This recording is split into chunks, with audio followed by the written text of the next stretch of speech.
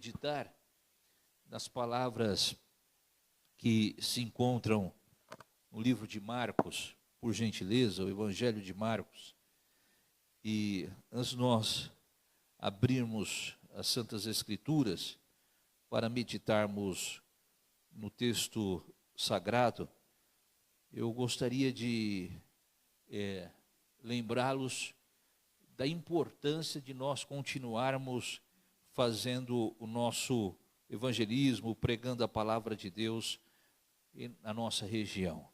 Quando a gente prega a palavra de Deus, a verdade de Deus chega na vida das pessoas e transforma a vida das pessoas. E eu tenho certeza que, apesar das dificuldades que todos nós temos, a mensagem de Deus é uma mensagem que transforma a vida, que modifica o coração humano. Eu vou contar uma experiência aqui que eu tive na semana passada. Há mais ou menos uns 8 anos atrás, eu batizei uma moça recém-casada. Depois eu saí daquela igreja que eu havia batizado e fui para uma outra igreja e perdi contato com aquela pessoa.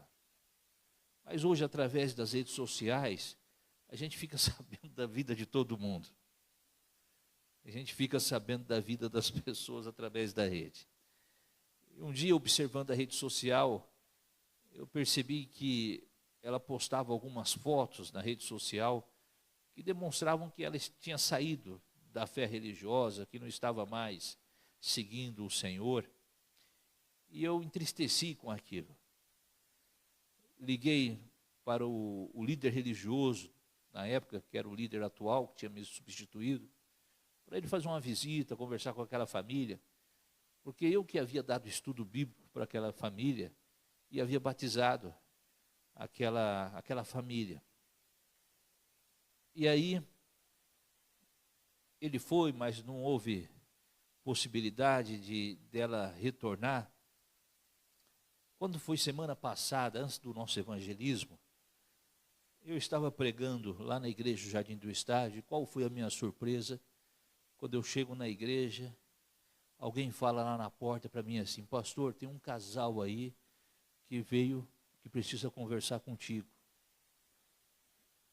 E aí quando eu entrei, eu vi que era aquele casal que eu havia batizado há 8 anos.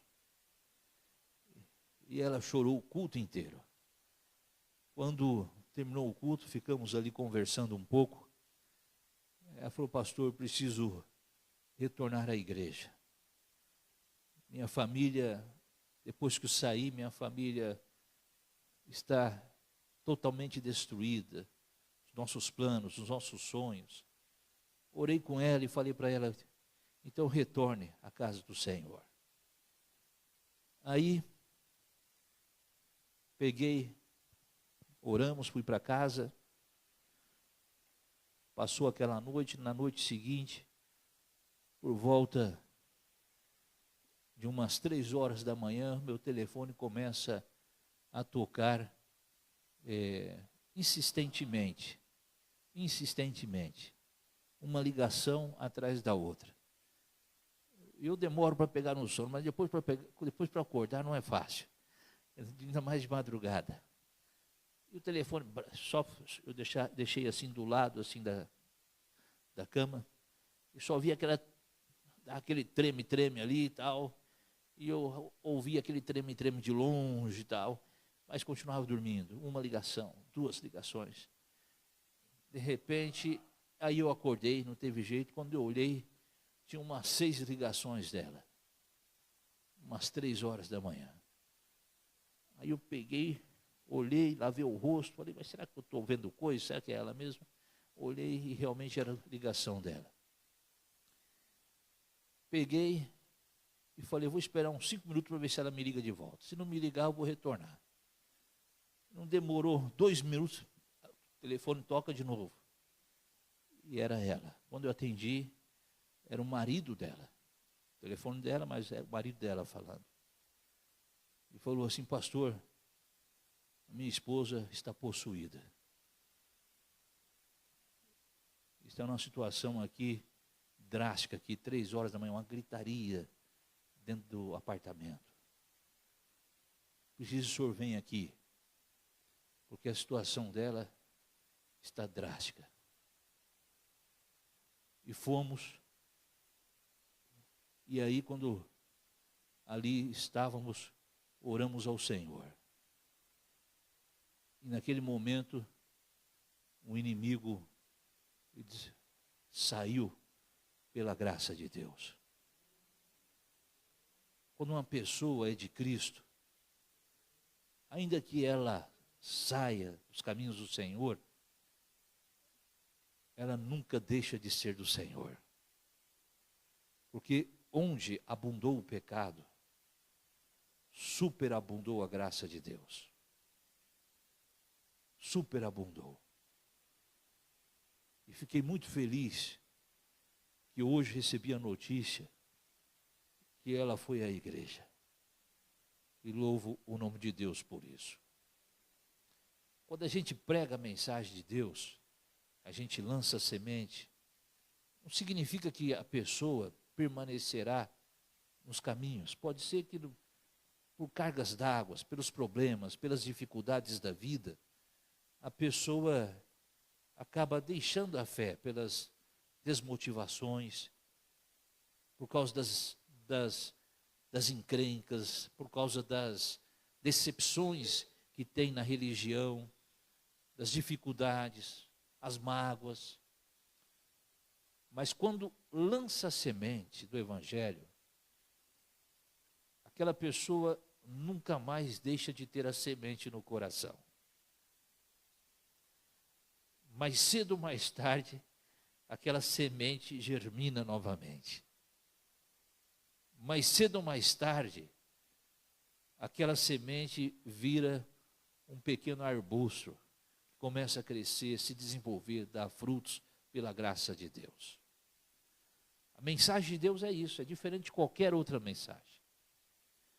Me lembro de um caso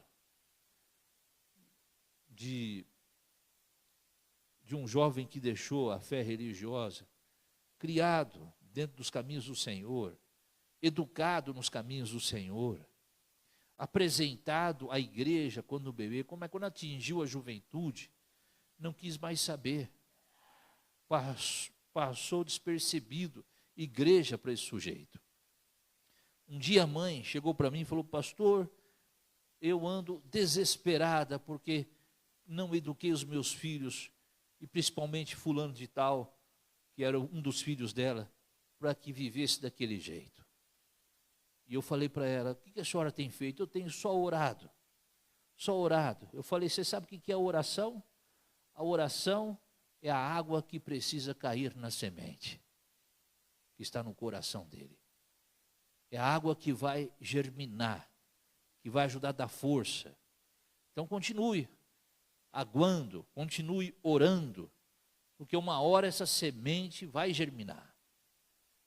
Não faz muito tempo, depois de 20 anos de oração daquela mãe, eu recebi a notícia daquela mãe que aquele menino, agora já da minha idade mais ou menos, ele estava sendo rebatizado. Porque onde chega o Evangelho, onde é lançada a semente, ali a semente não sai. A semente não sai. Por isso que o Evangelho, a Bíblia diz que onde abundou o pecado, superabundou a graça de Deus.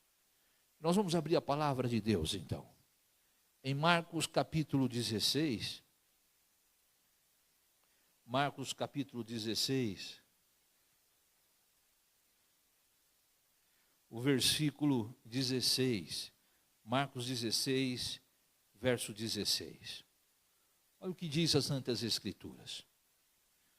A palavra de Deus diz assim: quem crer e for batizado será salvo, mas quem não crer será condenado, diz a palavra de Deus. A grande verdade é que nós vivemos em um mundo cheio de decisões na vida. Algumas decisões, elas são simples para nós. Como decidir comer. Você não precisa de muita sabedoria para dizer que quer comer, vou decidir comer. como, por exemplo, decidir se vestir. Mas existem algumas decisões na vida que elas são decisões profundas, que dependendo dessa decisão, você vai traçar ou o caminho de vitória na sua vida, ou um caminho de derrota na sua vida. E hoje eu gostaria de tratar desse tema com vocês aqui em Marcos, capítulo 16, verso 16, onde Jesus ele apresenta aqui duas realidades importantes para a nossa vida, duas revelações divinas para a nossa vida. A primeira revelação encontrada aqui, que Jesus trata, é a revelação da salvação. O texto bíblico nos diz: quem crer e for batizado será salvo, diz a palavra de Deus. Mas Jesus também ele trata de uma outra revelação aqui no texto bíblico. E a revelação que Jesus trata é a revelação da condenação. Quando a Bíblia nos fala o seguinte: quem não crer será condenado. Este verso que nós acabamos de ler, ele nos leva a refletir sobre a urgência da fé em Jesus Cristo. A importância de nós vivermos a fé e praticarmos esta fé em nossa vida, praticarmos ela em nosso ser. E esta fé, ela é praticada, conforme o texto bíblico, através do batismo. O batismo, ele é o segundo passo para a salvação. Conforme esse texto bíblico, o primeiro passo para a salvação é a crença em Jesus Cristo. É você crer que Ele é o Criador dos céus e da terra. É você crer que Ele é o restaurador da vida, o perdoador da vida. É Ele que justifica o ser humano, que transforma a vida do ser humano. Ou seja, esse texto está nos falando desta importância de nós reconhecermos a nossa fé na crença em Jesus Cristo e a importância de nós vivermos o resultado desta fé na crença em Jesus Cristo, que é o batismo. E esse texto nos traz aqui 3 lições importantes que eu quero destacar nesta tarde com vocês aqui. A primeira lição é a fé como fundamento da vida. Esse texto fala a respeito de uma fé que tem como fundamento para a vida e vida em abundância. Esse texto também nos fala, a segunda lição, do batismo como meio de nós proclamarmos a nossa fé em Cristo, pela obediência à ordem do nosso Senhor e Salvador Jesus Cristo. E a última lição que esse texto trata é a respeito da consequência ou das consequências da incredulidade de pessoas que não creem no Senhor Jesus Cristo. Nós vivemos em uma época que precisamos, às vezes, colocar muitas provas para analisar se uma pessoa pode ou não ser batizada. Eu estou no ministério há 23 anos, passei em várias igrejas, passei em grupos especiais, comunidade árabe, fui pastor, conheci muitas pessoas, sempre fui apaixonado pelo evangelismo, sempre dediquei a minha vida à missão. Quando meu filho decidiu fazer missão, eu apoiei que ele fosse fazer missão, porque eu sempre achei que era a coisa mais importante da vida de um crente. Fui obreiro bíblico, trabalhei como obreiro bíblico no interior do estado de São Paulo, na cidade de Bofete, trabalhei como obreiro bíblico na cidade de Tatuí, trabalhei como obreiro bíblico em Campinas, trabalhei como obreiro bíblico em Aguaí, São João da Boa Vista. Depois me tornei pastor da Igreja Adventista do Sétimo Dia. Quando eu fui pastor, trabalhei também no evangelismo, agora para os muçulmanos, ensinando a palavra de Deus, a Bíblia, aos povos árabes. Sempre fui apaixonado pelo evangelismo. E nesses 23 anos de ministério, eu tenho percebido que às vezes nós colocamos muitas provas para analisar se uma pessoa está em condições de ser batizada ou não. A grande verdade é que Jesus apresenta apenas, conforme esse texto, 3 provas para o batismo. Nada mais do que isso. 3 provas que são suficientes para que uma vida seja entregue a Ele através do batismo. Eu me lembro quando comecei a receber os estudos bíblicos em minha casa, o pastor Cláudio Giron ia à minha casa dar estudo bíblico, dava estudo bíblico para mim, para o meu irmão caçula e para o meu pai. Meu pai era comerciante, e então ele conseguia ficar conosco em casa, porque o comércio era na frente da nossa casa, a gente morava no fundo. E o pai conseguia ficar conosco fazendo os estudos bíblicos, e o pastor Cláudio Giron ia lá na nossa casa, dar os estudos bíblicos para nós, até que um dia, eu e meu irmão caçula, tomamos a decisão de sermos batizados e fomos batizados. Meu pai disse que não queria, porque não era o momento para ele. O pastor Cláudio Giron insistiu pelo batismo do meu pai, mas o pai disse que não. Depois, 9 anos depois, meu pai foi batizado. Mas eu me lembro que, depois de ter sido batizado, sem nunca ter pisado na igreja adventista do 7º dia, ele dava um estudo e ele dizia assim para mim, assim, você precisa ir lá na igreja. E eu não ia na igreja. Você precisa frequentar a igreja. E eu não aparecia lá nem de quarta, nem de domingo e nem de sábado. E ele ia em casa, a igreja que ia na minha casa. Toda terça-feira à tarde a igreja estava lá na minha casa, na pessoa dele, pregando o evangelho. Toda terça-feira a igreja estava na minha casa. Porque a igreja é isso. Igreja é a igreja do portão para fora. A igreja não é a igreja do portão para dentro. Igreja, ela é a igreja do portão para fora. E ele dizia para mim, você precisa ir na igreja, você precisa ir na igreja. E a igreja que ele era pastor era uma igreja muito conservadora. Eu não tinha nem ideia de que era conservadora. Mas eu me lembro que quando ele falou assim, você deseja ser batizado?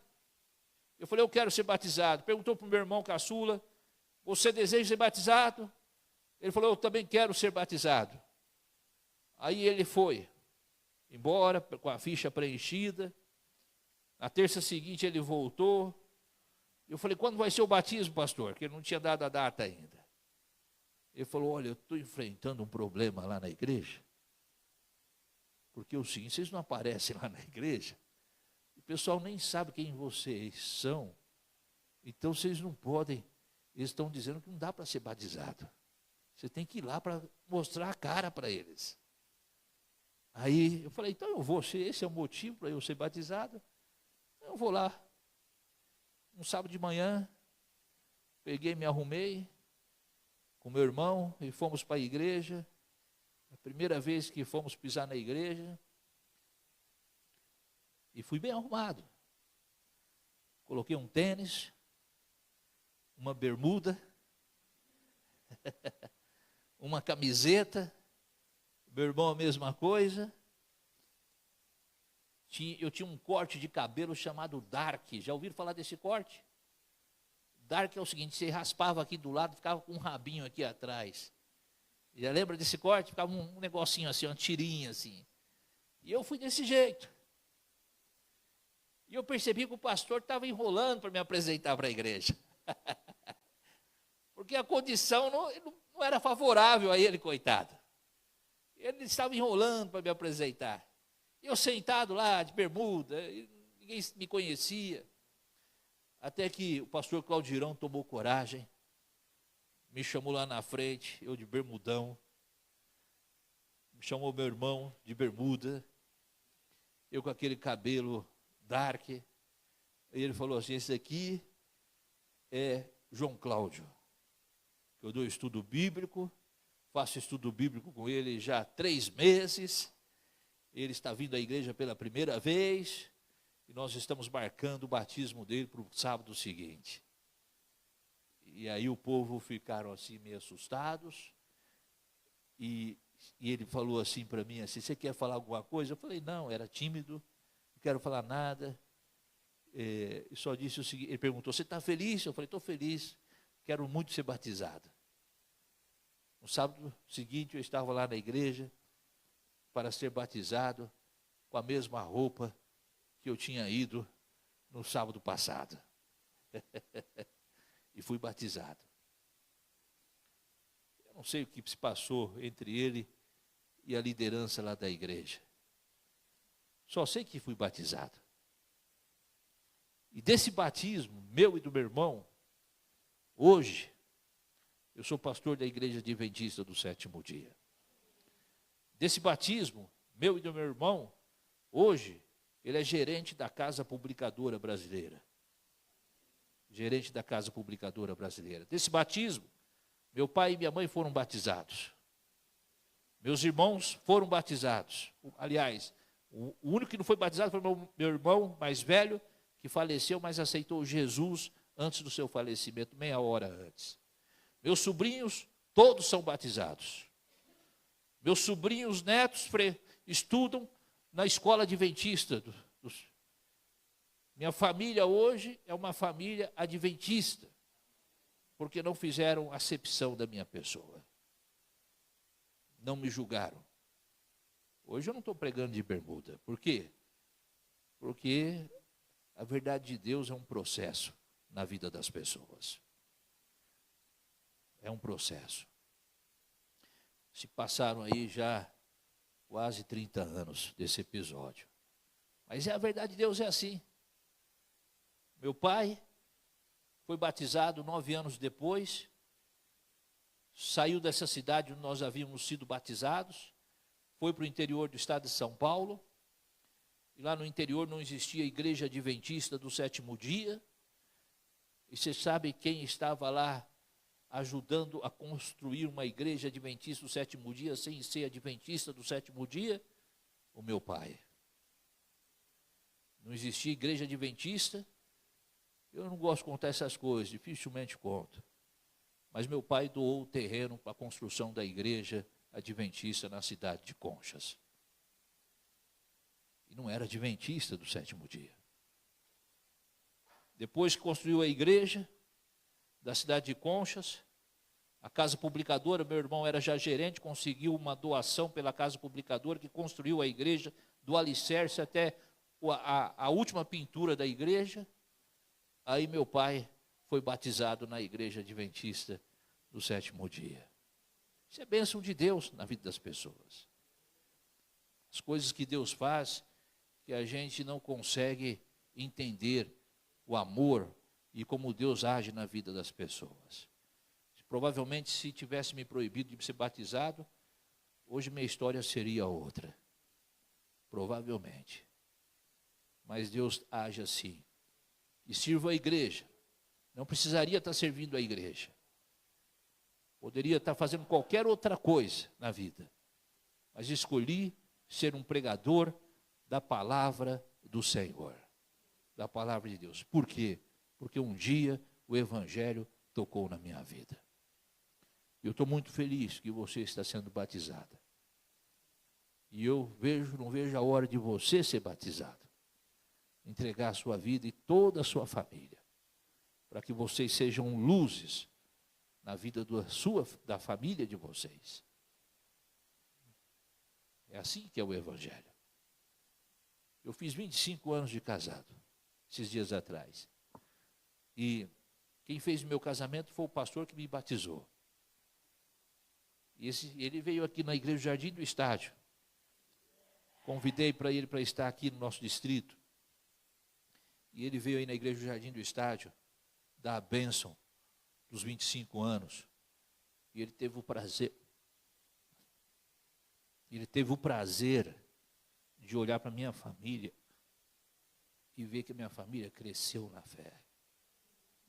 teve o prazer. Começou com ele, levando a mensagem em nossa casa. E dali, temos ali mais dele, através de mim, do meu irmão, nós tivemos ali mais de 15 pessoas que se tornaram adventistas na nossa família.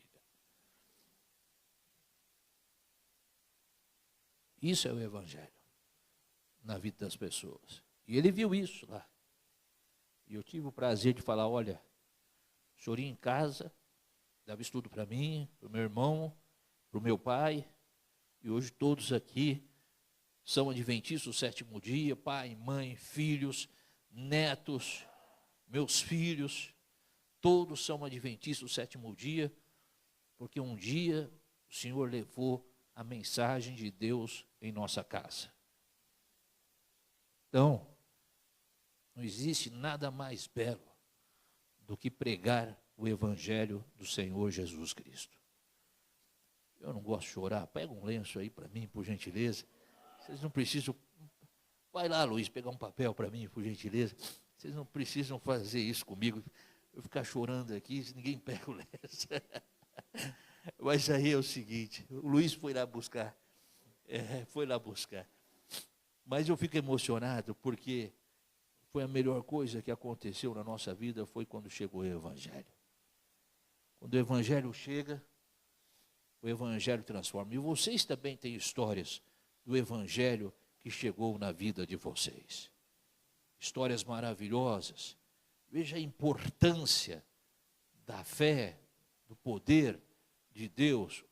Obrigado. Veja a importância da fé, do poder de Deus na vida de alguém. Então, quando eu participo disso, eu participo reconhecendo o que Deus fez na minha vida e reconhecendo o que Deus fará na vida de outros. Esse é o Evangelho do Senhor Jesus Cristo.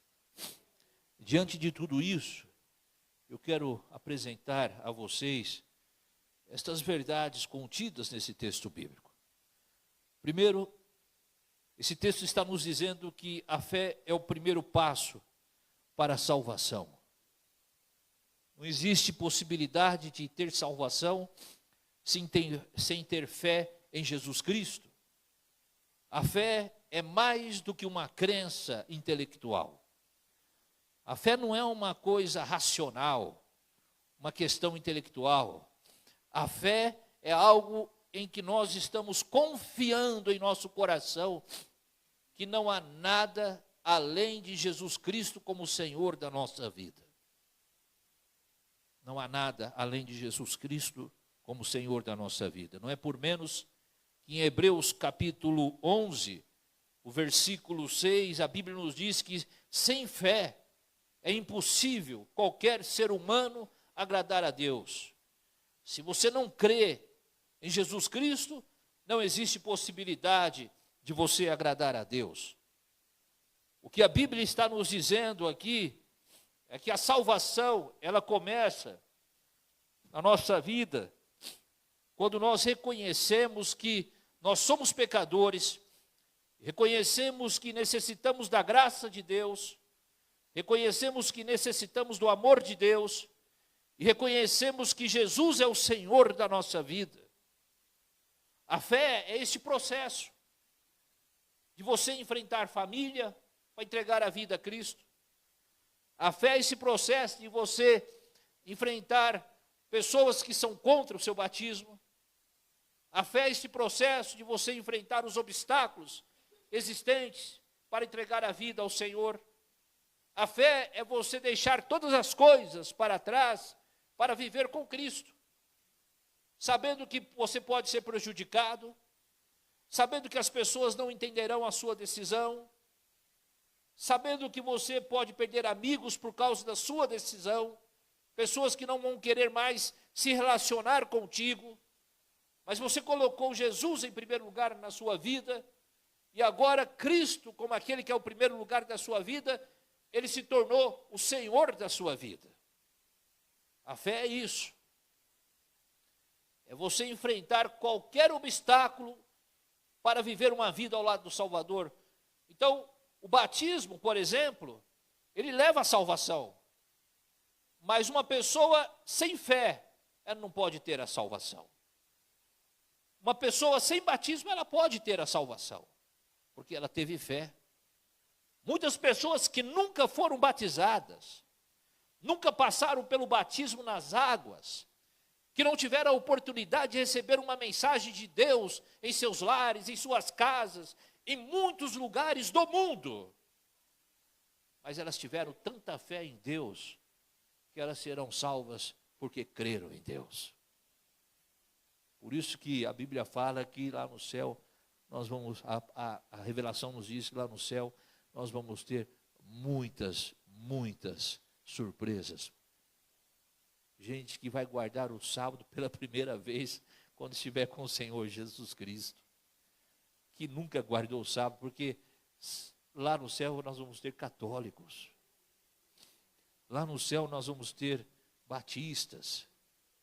Nós vamos ter metodistas, presbiterianos. Nós vamos ter islâmicos. Nós vamos ter judeus. Nós vamos ter gente lá das religiões afro. Porque o que salva, em primeiro lugar, é a crença em Jesus Cristo. É a crença em Deus. Ah, mas o islâmico não crê em Jesus, mas crê em Deus. O judeu não crê em Jesus como Salvador, mas crê em Deus, Criador dos céus e da terra. O primeiro passo para que uma pessoa alcance a salvação é a fé. Por isso que a Bíblia fala assim, sem fé é impossível o quê? Agradar a Deus. Eu, por exemplo, meu irmão não foi batizado, mas ele vai estar salvo. Não foi batizado, vai estar salvo, porque ele creu no Senhor Jesus Cristo. Meus avós não tiveram a oportunidade de passarem pelo batismo que eu passei, porque o Evangelho não chegou neles, chegou em mim. Mas eles estarão salvos, porque eles criam no Deus Todo-Poderoso. Criam no Deus Criador dos céus e da terra. Por isso que a fé é o primeiro passo para a salvação. Ela é o fundamento da nossa salvação. Uma vez que a gente tem fé em Deus, uma vez que a gente tem fé no Senhor, a gente precisa entender que esta fé não é algo que você constrói na sua vida. A fé não é um dom humano. A Bíblia diz que a fé, ela é um dom divino, é um presente de Deus. Em Efésios capítulo 2, o versículo 8, a palavra de Deus nos diz que pela graça sois salvos mediante o quê? A fé. Olha só, o texto não está dizendo assim, pela graça sois salvos mediante o batismo. Primeiro é mediante o quê? A fé. Pela graça sois salvos mediante a fé. E aí o texto continua, e isso não vem de vós. Essa fé não é você que construiu na sua vida, não. Não é você que fez ela na sua vida, construiu na sua vida, estabeleceu na sua vida. A Bíblia nos diz que isto é um dom de Deus, isso não vem de vós, é um dom de Deus. É Deus que implanta a fé na sua vida. Ela vem de Deus. Porque a gente pode crer em muitas coisas e não crer em Deus.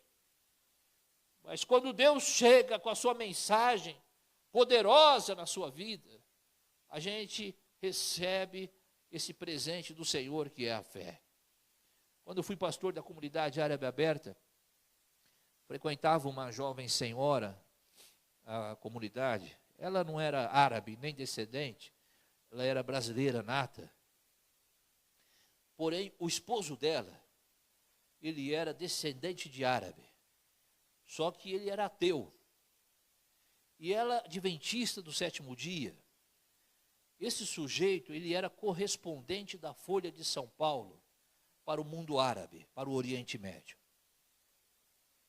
E ela começou a frequentar a comunidade árabe na tentativa de trazer este marido que era ateu para a igreja. Eu vou frequentar aquela comunidade que tem a cultura árabe.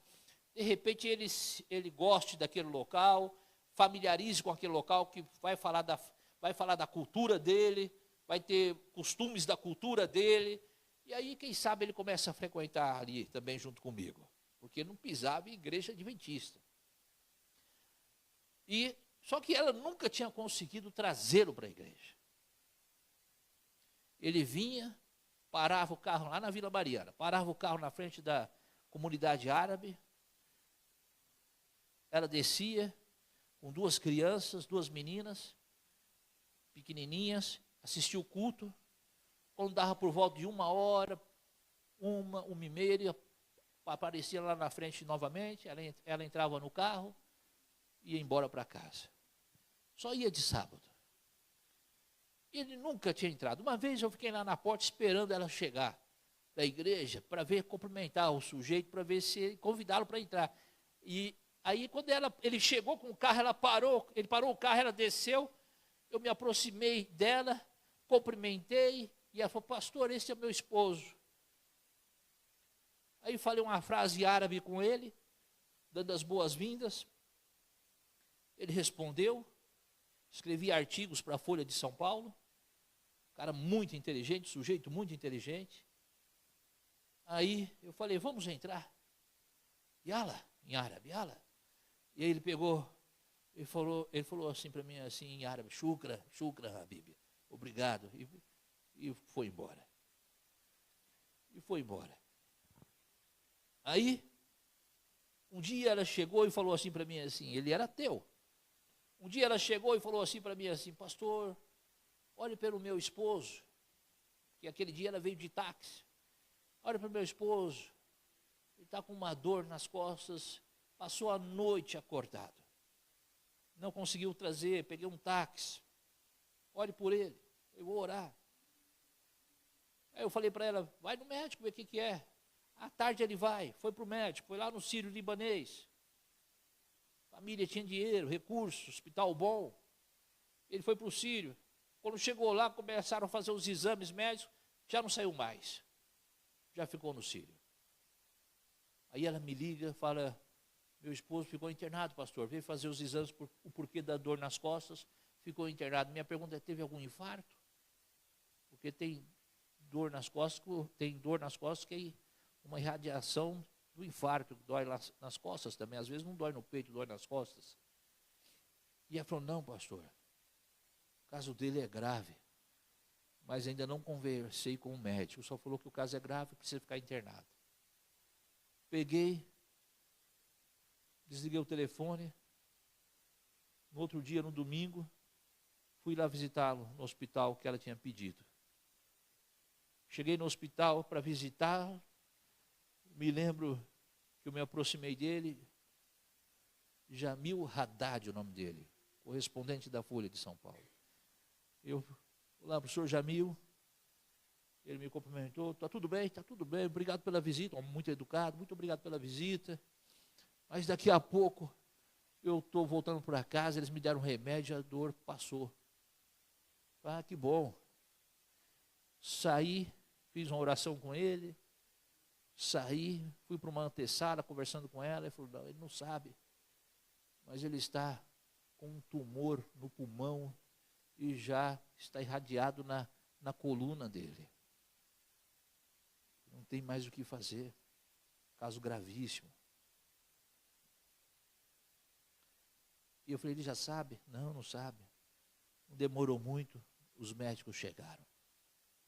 Uma equipe médica para dar a notícia para ele. E eu lá na antessala do quarto, só observando a fisionomia daquele homem que estava para receber a notícia, uma notícia desagradável. Quando os médicos disseram para ele que o caso dele era grave, e disseram o que era, o semblante dele caiu naquele mesmo momento. Aí os médicos ficaram conversando com ele um tempo. Depois que eles foram embora, voltei lá para me despedir dele. Ele olhou para mim pela primeira vez. Ele falou assim para mim, assim: pastor, meu caso é grave, eu pensei que era só uma dor nas costas. Pode orar por mim? Aí o sujeito começou a ter fé em Deus. começou a ter fé em Deus. Sabe por quê? Porque é Deus que implanta a fé. Deus implanta a fé de muitas maneiras na vida de uma pessoa. Às vezes pela dor, às vezes conscientemente, racionalmente, e às vezes através de muita dor, de muita tristeza, mas Deus implanta a fé. Porque a fé, ela não é de vós, não é você que construiu a fé, ela vem de Deus, é um dom de Deus. Significa que Deus nos convida a responder ao seu chamado, um chamado que é de amor, um chamado que é de fé, para que a gente confie plenamente em Cristo. Quando a gente confia plenamente em Cristo, a gente entra no tanque de água, batiza, sem problema nenhum. Quando a gente confia plenamente em Cristo, nós estamos fazendo o exercício da nossa fé. Você não é batizado para ter fé, você foi batizado porque já tem fé em Deus. Não é para ter fé, você não é batizado para receber fé. Você foi batizado porque você já tem a fé, Deus já colocou a fé na sua vida. Então, quando uma pessoa diz assim, eu quero me batizar, o primeiro passo que a gente tem que entender é o seguinte: isto é um resultado da fé. Isso aí é um resultado da fé. Você pensa que é fácil o sujeito enfrentar uma igreja num tanque de batismo? Você pensa que é fácil o sujeito enfrentar o chefe de trabalho para se batizar, enfrentar pai e mãe que não quer que filho se batize? Você pensa que é fácil o sujeito enfrentar famílias, tradições religiosas? Se ouvir do seu pai assim, você vai ser o único da nossa família que vai ser crente agora. Nunca ninguém foi. Você pensa que é fácil para alguém fazer isso? Só faz isso porque já tem fé. Só faz isso porque a fé já foi implantada na vida dele. Ou seja, o batismo, ele é o resultado da fé. Não, você não é batizado para alcançar fé. Você se batiza porque Deus já instituiu a fé na sua vida. Você crê nele. Você não batiza para crer. Você crê e depois batiza. Por isso que a fé é um presente de Deus para nós. E quando a gente tem esta fé como presente de Deus, a gente entende que o batismo é um resultado do nosso amor para com Deus. Ou seja, o batismo é como obediência a Deus. O batismo é a expressão pública da nossa fé em Jesus Cristo. É quando eu expresso publicamente diante das pessoas que eu tenho fé, é por isso que eu estou sendo batizado. É por isso que eu estou sendo transformado. Eu me lembro que quando eu fui batizado, agora eu posso falar isso porque já tenho 23 anos de ministério, não vai dar mais nada. Mas eu me lembro quando eu fui batizado, e não vai dar nada para o pastor que não batizou também, porque já é aposentado. Mas é o seguinte, quando eu fui batizado, eu só tinha fé em Deus. Era a única coisa que eu tinha. Primeira vez que eu fui guardar o sábado da minha vida foi quando eu fui para um colégio adventista, no internato, que eu fui saber o que era guardar o sábado. Já tinha sido batizado e nem guardava sábado, eu guardava. Ia fazer as coisas corriqueiras, ia para a igreja à tarde, ficava com os amigos. Meu pai não era adventista, minha mãe não era adventista, chegava em casa, televisão ligada. Era desse jeito. Só eu adventista, só meu irmão adventista.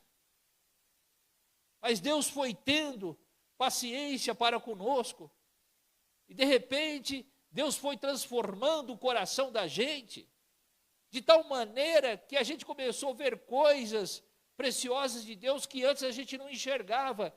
E isso aconteceu depois do batismo.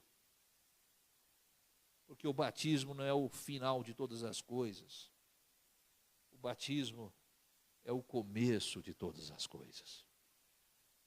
Primeira vez que eu fui guardar o sábado, eu batizei em julho, agosto, setembro, outubro, novembro, dezembro. A primeira vez que eu fui guardar o sábado, como deveria ser guardado, foi em dezembro, 4, 5 meses depois que eu já tinha sido batizado. Foi a primeira vez que eu fui fazer um culto de pôr do sol na minha casa, porque eu estava no colégio, porque na minha casa nunca havíamos feito um culto de pôr do sol. Meu pai não era adventista, minha mãe não era adventista. E aí fui para o colégio interno, porque eu cheguei para o meu pastor e falei assim, para ele assim, esse negócio de igreja não está dando certo para mim. Porque tem que fazer muita coisa e eu não consigo fazer essas coisas, porque em casa não tem como fazer. É outra vida lá. É outro sistema. Quem manda na minha casa é meu pai, minha mãe, não eu. E eu tenho que obedecer, sou filho. Às vezes meu pai falava assim, vai lá no mercado comprar uma coisa. Era sábado. E ai, se não fosse. E eu pegava e ia comprar coisa. Ai, se não fosse.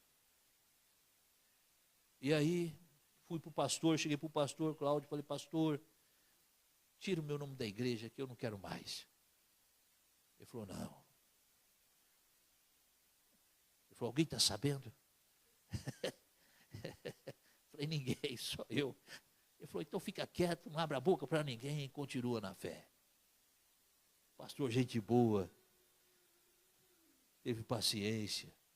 Aí, ele falou assim, um dia, preocupado comigo, ele chegou e falou assim, você quer ir para o colégio interno? Eu falei, quero. Então você vai para o colégio interno.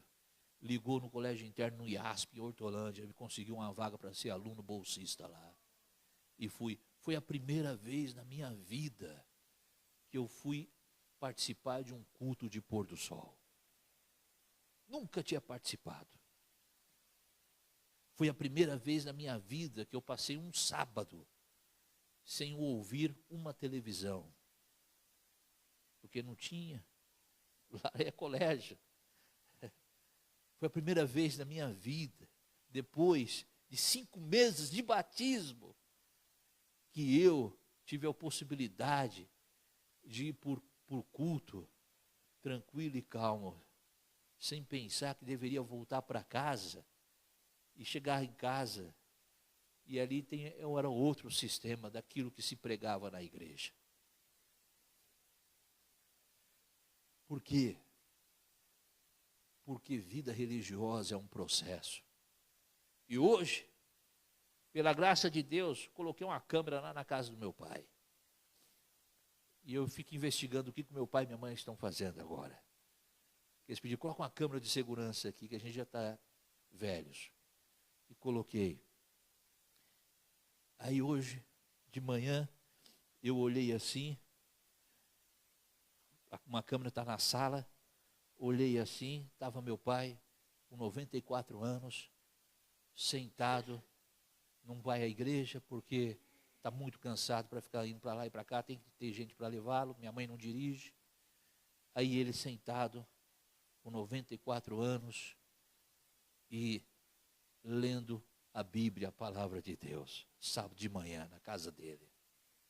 Aí eu fiquei pensando assim, lembrei em 1993, quando eu ia para a igreja, voltava para a igreja, ele estava sentado na sala no sábado de manhã, quando eu voltava assistindo televisão.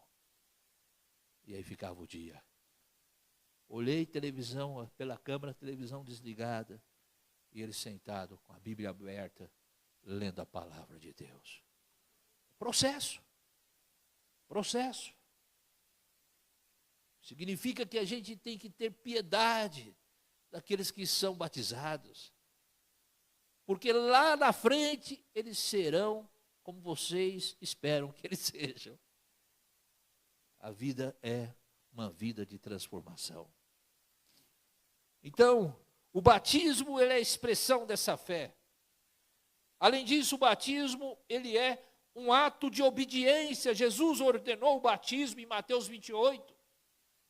Ele ordenou o batismo. Ele disse, portanto, fazei discípulos de todas as nações, batizando em nome do Pai, do Filho e do Espírito Santo.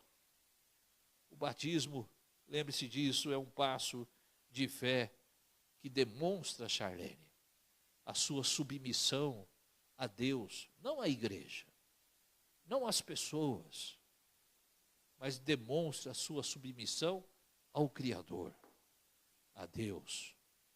Porque um dia, a própria igreja adventista prega isso, um dia não vai existir mais igreja.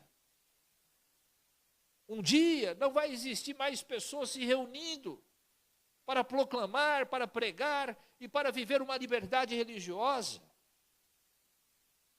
Mas nós estaremos selados pelo poder do Espírito Santo, porque aceitamos a Cristo como nosso Salvador. Um dia, a igreja vai ser você lá na sua casa. A igreja vai ser você com a sua família, com o seu esposo, com as suas filhas, com os seus irmãos. A igreja é isso. Eu me lembro de alguns países do mundo que não existe a liberdade religiosa.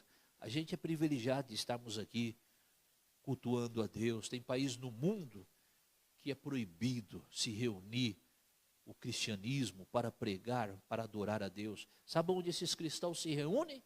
Em suas casas. Em suas casas.